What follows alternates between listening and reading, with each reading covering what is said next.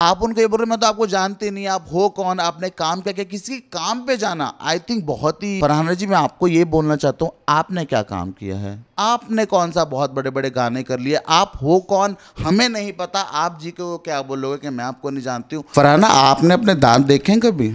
Dracula लगते हो आप, मुंह खोलते तो लगता है कोई ड्रैकुला ने मुंह खोल लिया, कोई चंडी ने मुंह खोल लिया है। Hey guys, it's me Ishaan Masih and you guys are watching me on my favourite channel बजूका।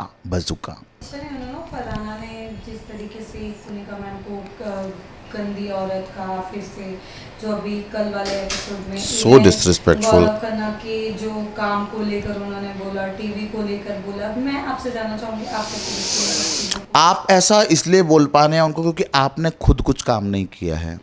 अगर आपने खुद वो काम किया होता, आपने वो हार्ड वर्क किया होता, या आपने सीरियल्स में काम किया होता, या आपने टेलीविज़न पे वो हार्ड वर्क देखा होता, वो स्वेट एंड ब्लड जो एक्टर्स देते हैं टीवी इंडस्ट्री को, अपने एंटरटेनमेंट इंडस्ट्री को, अगर आपने वो खुद किया होता तो शायद आपको उस चीज़ की वैल्यू पता होती। आप ये ना बोलते कि मैं तो आपको जानती ही नहीं।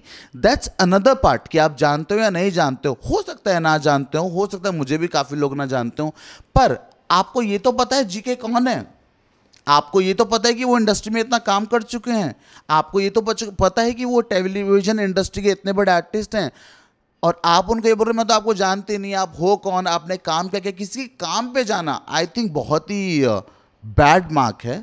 और फरहाना जी मैं आपको ये बोलना चाहता हूँ, आपने क्या काम किया है? आप कहाँ दिखे हो? आपने कौन सा संजलीला भंसाली का मार डाला कर दिया? आपने कौन सा मतलब बहुत बड़ा आइटम सॉन्ग कर दिया? आपने कौन सा बहुत बड़े बड़े गाने कर लिए? आप हो कौन हमें नहीं पता, आप जी को क्या बोलोगे कि मैं आपको नहीं जानती हूँ? हम आपको नहीं जानते हो कि आप हो कौन यहाँ पे। I think you are just waste, you are nothing. But उनका जैसा नाम दिया गया है पीस एक्टिविस्ट, आप ओ माय गॉड, पीस का स्पेलिंग दिन में 3 बार आप बोला करो, PEACE, PEACE। पहले आप मुझे लगता है सुबह उठते ही 10 बार माइंड में बोला करो पीस, ताकि आपको पीस मिले। आप पहले पीस वर्ड का मतलब जान के आओ। पीस एक्टिविस्ट तो बाद की बात है, पहले पीस का मतलब आप सीख लो। और जो भी लोग फरहाना को फॉलो कर रहे हैं, आपके अंदर पीस है? आप झेल पाते हो? मतलब what kind of woman, what kind of girl she is, O my God. But साथ ही साथ जैसे आप अश्नु को जानते हो या जो भी चीज़ है, बट कहीं ना कहीं एक एज को लेकर, मतलब वो लड़की ने जिस तरीके से सलमान सर को बताया कि वो काफ़ी ऐसी चीज़ों से फेस कर रही है जहाँ पर उनकी बॉडी शेमिंग की गई, उन्हें एलिफेंट बुलाया गया, हाथी बोला गया। डू यू थिंक कि एक लड़की ऑलरेडी बहुत सारी चीज़ों से गुजर रही है, जहाँ पर उन्होंने ये भी सलमान सर को कहा कि कुछ लोग होते हैं जो स्ट्रेस में वेट गेन करते हैं और कुछ लूज करते हैं, तो आपको सही लगा कि बिग बॉस के घर में ये सारी चीज़ें, एक लड़की या लड़का जो भी हो, किसी की बॉडी शेमिंग करना सही चीज़ है? फरहाना आपने अपने दांत देखे हैं कभी? ड्रैकुला लगते हो आप, मुंह खोलते तो लगता है कोई ड्रैकुला ने मुंह खोल लिया, कोई चंडी ने मुंह खोल लिया है। आपने अपनी शक्ल देखी है कभी? किसी विच से कम नहीं लगते हो आप। और आप अश्नूर जो ऑलरेडी इंडस्ट्री में काम कर चुकी है, सारे इन्फ्लुएंसर्स उनको जानते हैं, और आप उनके मोटापे पे जा रहे हो। No, it's a baby fat. She looks so cute, whenever she smiles she looks so cute, she looks like an angel. एक ही तो एंजल जो लग रही है, अश्नूर लग रही है, जिसको देख के अच्छा फील हो रहा है। और आप किसी के मोटापे पे, भद्देपन पे, छोटेपन पे, बड़ेपन पे नहीं जा सकते हो।